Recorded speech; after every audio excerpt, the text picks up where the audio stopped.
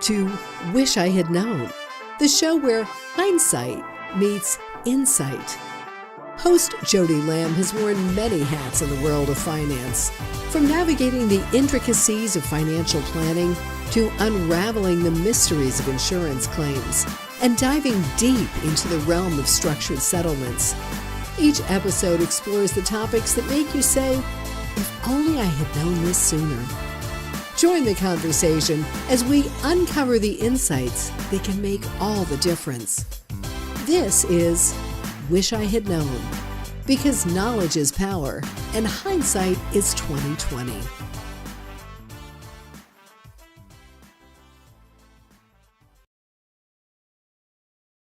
Welcome back to a special episode of Wish I Had Known. Today, we're joined live with Scott McKenzie. He's here to talk to us today about his law practice, his start as an attorney out of law school, and some very interesting stories along the way. A very unique twist to the Wish I Had Known series. Welcome to the show, Scott. Well, thank you very much. I'm glad to be here. Well, thank you. First of all, why don't you tell us about who you are and what you do and where you practice? Well, my full name is Donald Scott McKenzie, and I grew up in Southern California, moved to Texas in 1995 after spending some years in the trucking industry and the oil and gas industry. Decided I wanted to pursue an honest living for a change, and I went to law school. And by comparison, yeah, it was a much more legitimate business. Graduated in 2002, passed the bar, got my license, and just wanted to start my own practice. Obviously, a lot of the people I went to school with, they went to different firms, they went to different practice fields, and really didn't have the opportunity to set their own career. But having already been in the corporate world and having been in different industries, I didn't want to go back to having a boss putting those kind of demands on me, especially as I had a young family. We were growing at the time. And opened up my practice, got very lucky in the first couple of years. And that luck has held through now for 23 years. Landed some really big cases in the first 18 months that surprised me and a lot of people. Yeah. It turns out there's a lot of people out there who've been done wrong by various entities or people, and they're looking for help. And I've been able to provide that help. And I haven't had very many upset clients. Most of my clients are very grateful for my work. And some of them are very heartfelt. And some of them have made me feel like I actually had a positive influence on somebody's life. And that's a nice thing. My practice is focused mostly on injury, but I also handle criminal defense. I've never I have represented companies in complex bankruptcy actions early in my practice, but I gravitated away from working for businesses and focused mostly on individuals because I felt that was the most rewarding for me and for my clients. So in hindsight, when you were going through your legal studies and starting your new business out of law school, it sounds like your past experience kind of gave you direction for not necessarily going to the big law firm, but starting your own firm. Any hindsight from that experience that maybe a aspiring lawyer or a newly graduated attorney starting their own practice might learn from your experience? Well, the biggest mistake is getting into the business and not having a mentor at the time, somebody who could give me any guidance. So a lot of it was just shooting blindly in the dark. And that works to a large extent, surprisingly. A law license changes your life in ways that people who aren't a lawyer wouldn't understand. But how people treat you in every interaction changes, whether it be getting your car repaired or getting something fixed at the house. Nobody wants to cross you. Nobody wants to upset you. And suddenly your world changes. It's the power of being an attorney. A lot of people are afraid of it, justifiably, because, if I were a mean person, I could ruin somebody's life legally, sue them into oblivion and just harass them. And there's lawyers who get off on that kind of thing. I see it. It's my industry is infested with a lot of people with personality disorders. That's one thing I'd tell any person pursuing the interest of practicing law is be prepared to deal with a lot of people who are not pleasant, and are very full of themselves. But you'll run into that in many industries. But in law, yeah, there is quite a few sociopaths in the business, and you encounter them and you learn how to deal with them. They don't have any more power than any other attorney. It just sometimes they have bigger mouths. But that usually backfires on them. I've found, if I treat people with respect and treat people the way I want to be treated, most of them come around and behave. Some of them don't, and you're going to run into that. And be prepared for that. Be prepared for the personality conflict, and be prepared to not let the power of being an attorney go to your head, because that's what ruins the personality of so many lawyers that I know, who start out as really nice people. And over the years, you just see them become very degrading and abusive of people because they can get away with it. So year one, you're right out of law school. Maybe you're not quite to that state yet. Where are you at year one versus year 3 and 5 in your career? After you have a few big scores and you realize that the money's out there, you start to lose the panic feeling. You start your own business, whether it be law or making sandwiches, it's getting customers through the door. And that first couple of years where it's like, wow, how am I going to pay the bills 2 months out, 3 months out? And then after you have a few big scores, it starts to become a lot easier to say, well, hey, I've got enough here. I can keep my office running for the next year. You're able to take a breath. You're able to think more clearly. And by year 23, I don't operate with any fear anymore. I know I can go out and pick up jobs. I now choose the ones I want to take, and I can pick up more if I need them. Well, and if I need more time to myself, I can turn down jobs.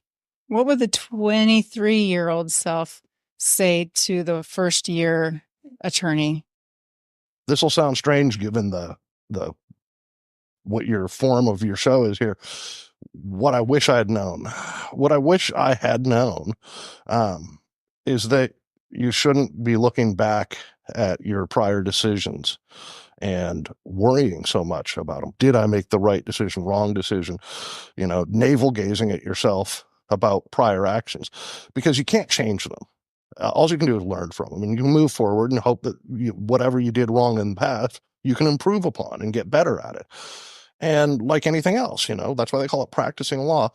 With practice, you get better, whether it's interacting with human beings or understanding how insurance companies operate, or understanding how courts operate, or how individual judges. One thing I do see with younger attorneys that they didn't understand, that I did understand from an early stage, is that the people like the clerks, the court coordinators, those are the people who make the system operate. And those are the people you need to be really nice to. You're better off to have them in your corner. If there's a problem, they'll call you and tell you, hey, Scott, you forgot to take care of this. You see a lot of younger attorneys come in and their heads are big with the power, and don't you know who I am, or talking down to the court coordinator. And those are the guys whose files get screwed up, where, oh, hey, you didn't know that deadline was coming up? I've got court coordinators who call me up and remind me for deadlines as if they were my own staff. And that's just because I've been kind to them. I find when I'm working with attorneys on a regular basis in my job, I find that even working with the paralegals, the receptionist, getting into the gatekeepers, getting past the gatekeepers is a challenge. So what other than just being kind and being respectful to everybody, regardless of their title, what has worked best for you? If you make a mistake, acknowledge it, apologize, and try not to make the same mistake again.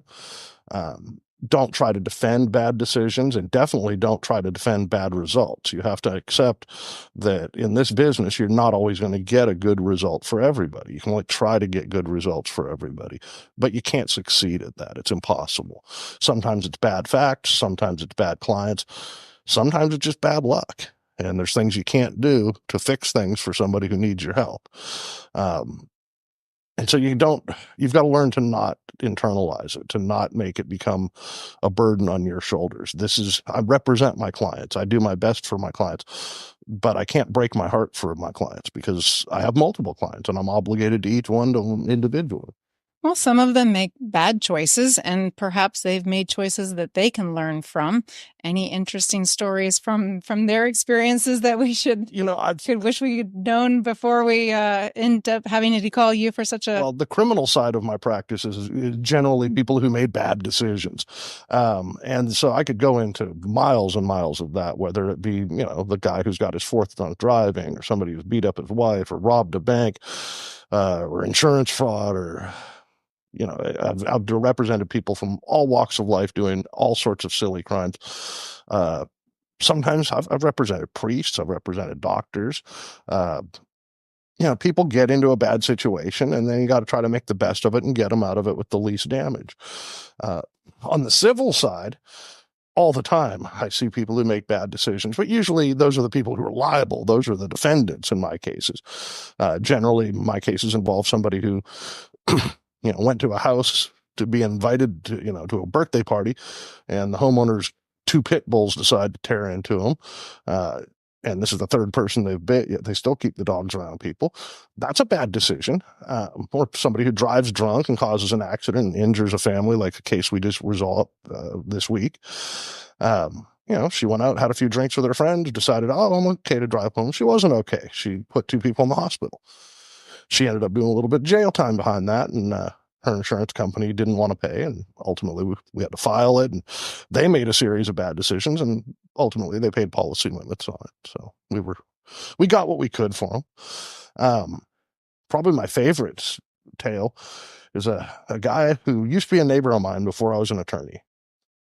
And he moved away. He went to Hillsborough, and he was a Vietnam vet. He never made it back from Vietnam. He was one of those unfortunate fellas. He lived in a commercial building in a town called Hillsborough. The city of Hillsborough decided, hey, we're not going to have John living in this condemned building. We need him out of here. Now, John grew up. He was born and raised in Hillsborough. Left high school there, joined the Army, became a tunnel rat, and was shipped to Vietnam. Decorated Silver Star combat veteran. Really nice guy, but not all there, and he was living in this building, which was a maze of boxes and junk stacked in a warehouse. And he had a little cubby where he lived in there. And he called me up one day, hey, the city's trying to kick me out, Scott, and I don't have any money. Can I help you out? Can you help me out? Oh, John, well, so I go down there to see him. He agreed to pay me with an old watch of his, but I didn't do it for the money. I liked John. He was a nice guy. Now, out of a series of just bad decisions by the city and their legal counsel, they did everything they could to cost themselves a ton of money. They hired a big law firm out of Waco. Why do that?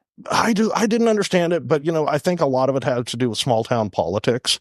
And I think there was some of the locals who were on the city council wanted his building because there was a lot of talk about, hey, well, we'll pay this, we'll pay that.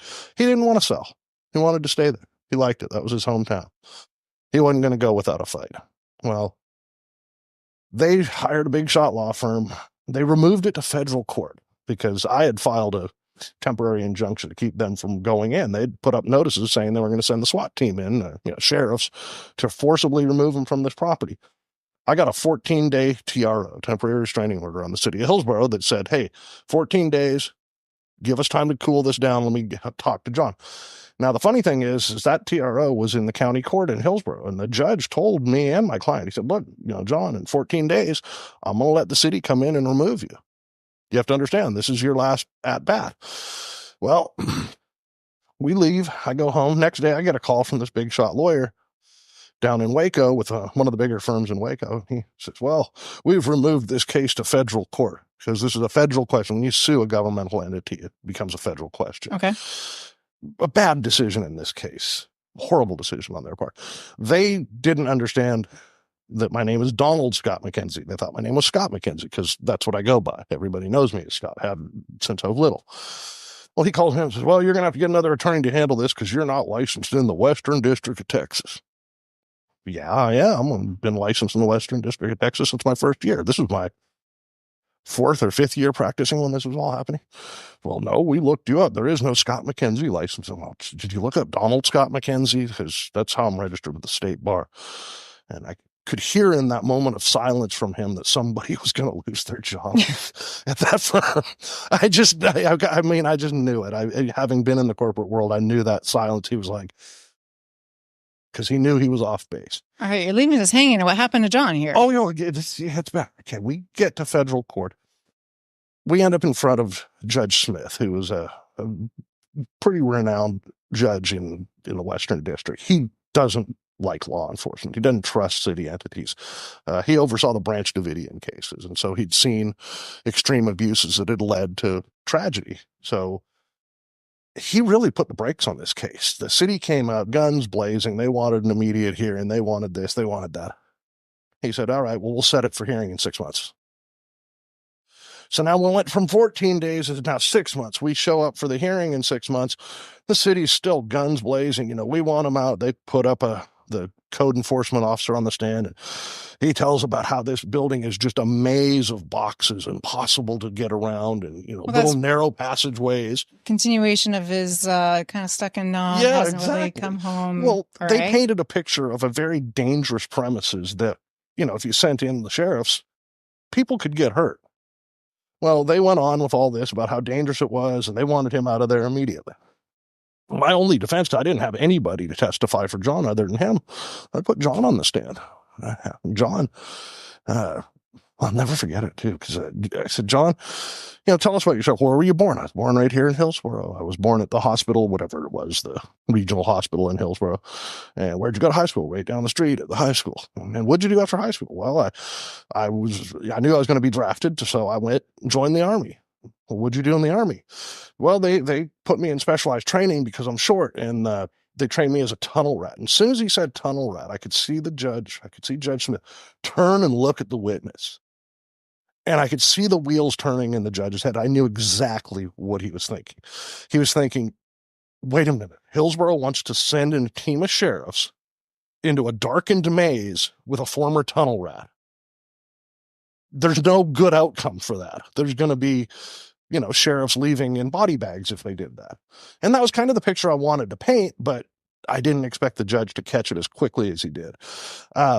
The judge interrupted us at that point, said he didn't need any more testimony, and he'd issue a decision at some point in the future. 18 months later, this is now 2 years from when I had filed the TRO, the law firm in Waco calls me and says, look, if you'll agree to dismiss your actions, we'll dismiss all of our actions, and we'll leave John alone. Okay, explain that to me. So the clients don't want to continue paying the monthlies to keep this case open. And it doesn't appear Judge Smith is going to issue a ruling anytime soon. They had filed 2 or 3 times trying to encourage asking the judge to issue a ruling and findings of fact, and there was never a response.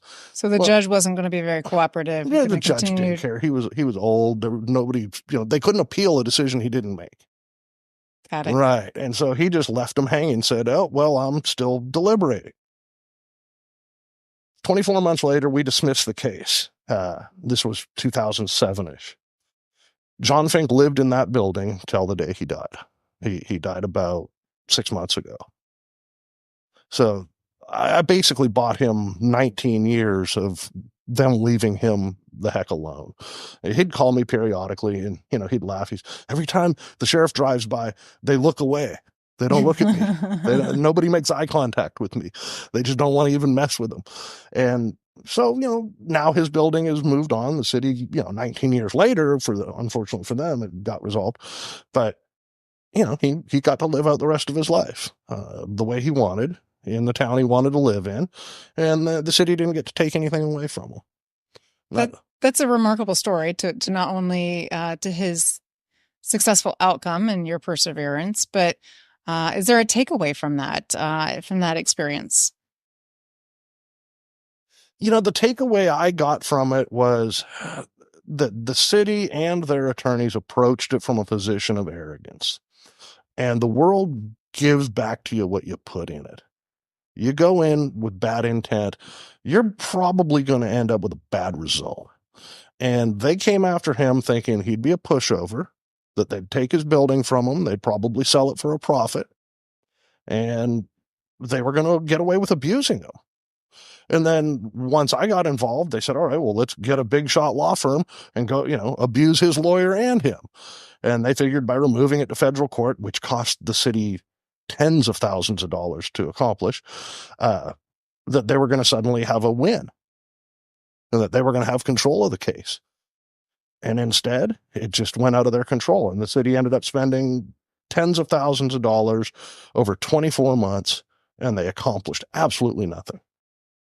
So for the aspiring attorneys, for the people that are potentially in need of your services, if there's follow-up questions, if they want to know more about you, if they want to retain your services, how do they find you? Well, they can go to my webpage.